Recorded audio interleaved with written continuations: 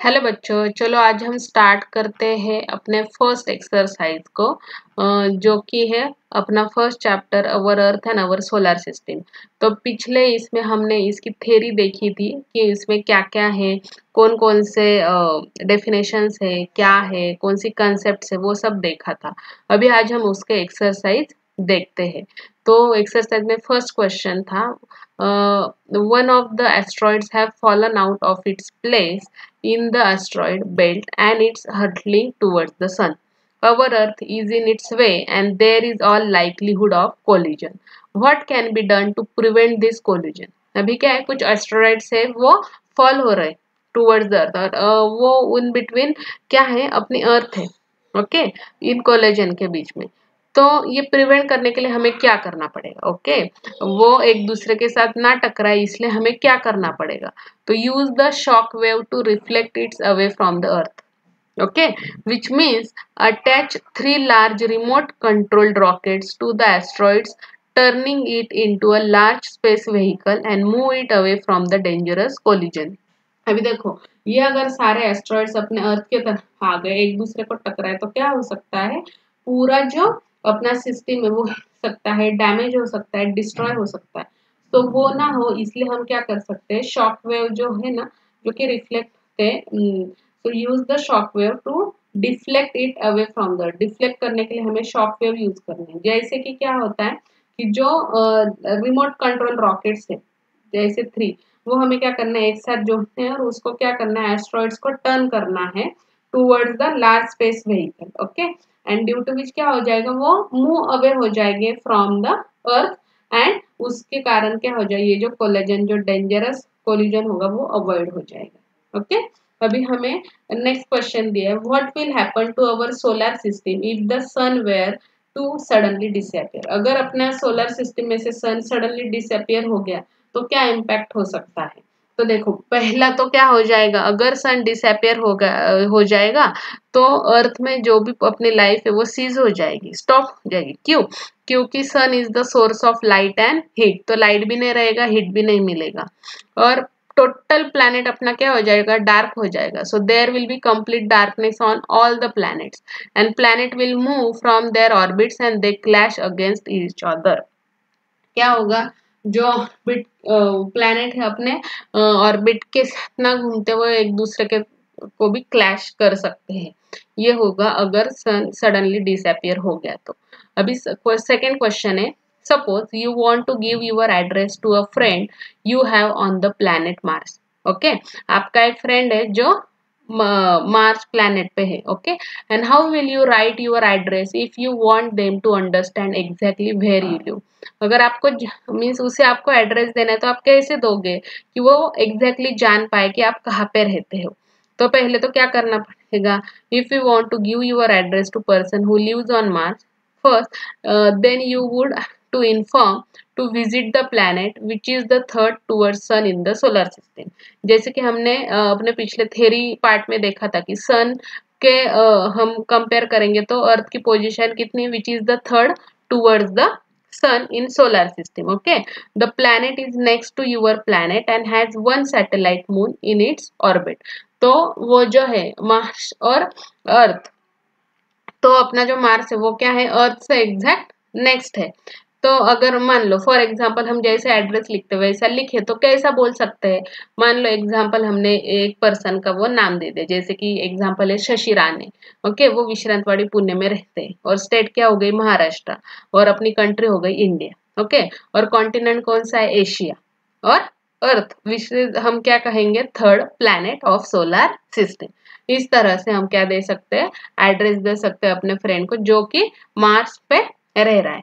Okay, इस तरह से वो जान पाएगा कि आप एग्जैक्टली कहाँ पे रहते हो।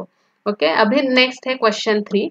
अभी एक पिक्चर दिया है यहाँ पे, in the picture below correct the sequence of the planet from the sun. अभी यहाँ पे उन्होंने क्या कर दिया है, ये पिक्चर में ना कुछ प्लैनेट्स की पोजीशन चेंज कर दी है और वो हमें क्या करना है, करेक्ट सीक्वेंस में लगाना है। तो अगर हमें करंट सीक्वेंस चाहिए तो उसके लिए मैं क्या करती हूँ, जो हमारी ओरिजिनल इमेज है वो आपको दिखाती हूँ। देखो, ये हो गई ओरिजिनल इमेज। ओके, अभी देखो यहाँ पे क्या दिख रहा है, अर्थ यहाँ पे है और मार्स यहाँ पे। बट हम अगर ओरिजिनल इमेज देखेंगे तो देखो अर्थ कहाँ पे और मार्स कहाँ पे, तो इन दोनों की पोजीशन क्या हो गई, इंटरचेंज हो गई है। सेम थिंग अगर आप यहाँ पे जुपिटर और सैटर्न की देखोगे, देखो ये सैटर्न है ये जुपिटर है, इनकी भी पोजीशन क्या हो गई, इंटरचेंज हो गई है।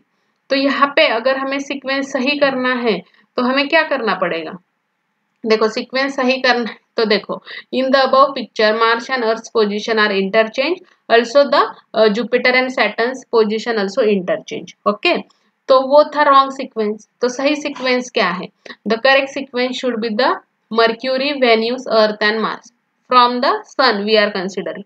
अगेन इन सेकेंड क्या हो जाएगा, Jupiter, Saturn, Uranus and Neptune. So इस तरह से हमें वो सीक्वेंस करेक्ट करना था। ये था क्वेश्चन 3। अभी हम नेक्स्ट क्वेश्चन की तरफ बढ़ते हैं, हु आई एम। अभी ऐसे क्वेश्चन है जिससे आपको समझना है कि वो कौन सा प्लैनेट है, कौन सा सैटेलाइट है, कौन सा एस्ट्रॉइड है, लाइकवाइज। तो क्वेश्चन 1 है, पहला क्वेश्चन देखो, you can see me from the earth but the lighted part of me that you see changes every day. अभी देखो कौन सा ऐसा प्लैनेट है या फिर सैटेलाइट है जो कि हम अर्थ से इजीली देख सकते हैं, बट उसका जो लाइटिंग पार्ट है ना वो चेंज होता है एवरीडे। तो ऐसा कौन है, सिर्फ मून है, क्योंकि सिर्फ मून ही ऐसा है जिसकी जो टोटल आप सराउंडिंग बोल सकते हो या फिर उसका एरिया जो है वो कंटिन्यूसली चेंज होते रहता है। ओके, अभी हम सेकेंड क्वेश्चन देखते हैं, I have my own light, it is only from me that the planet get light and heat. अभी उसको खुद को भी लाइट है, तो फिर वो क्या हो गया, स्टार हो गया, क्योंकि स्टार को ही खुद की लाइट होती है, तो ये तो फिक्स है कि ये कोई तो भी स्टार है। ओके, और आगे उसने क्या लिखा है कि planet get light and heat. तो ऐसा कौन सा है जिससे अर्थ को लाइट भी मिलती, हीट भी मिलती, बाकी प्लैनेट को लाइट और हीट भी मिलती, तो वो है sun. The answer is sun. I turn around myself around the planet and also around the star. तो सैटेलाइट ही एक ऐसी रहती है जो खुद के अराउंड भी मूव होती रहती है, अराउंड द प्लैनेट भी मूव होती रहती है और अराउंड द स्टार भी मूव होती रहती है। तो उसका करेक्ट आंसर है satellite. I turn around myself and revolve around the sun. So ये क्या है, जो खुद के अराउंड भी